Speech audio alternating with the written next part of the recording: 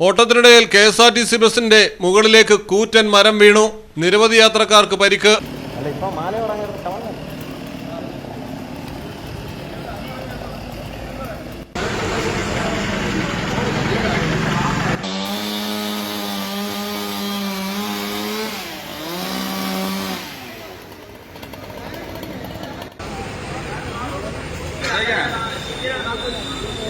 തിരുവനന്തപുരം കാട്ടാക്കട നക്രാംചിറയ്ക്ക് സമീപമാണ് അപകടം നടന്നത്. ബസ് കണ്ടക്ടർ അടക്കം 15 പേർക്കാണ് പരിക്കേറ്റത്.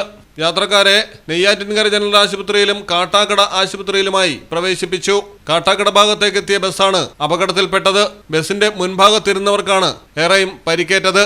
മലയാളം ടെലിവിഷൻ, തിരുവനന്തപുരം. നാവിലൂറും രസം, മനസ്സു നിറയും സ്വാദ്. ഇനി ഇതൊന്നു മാത്രം. അൽദാൻ കപ്പലണ്ടി മിഠായി, മധുരത്തിന്റെ പുതിയ പര്യായം. അൽദാൻ കപ്പലണ്ടി മിഠായി.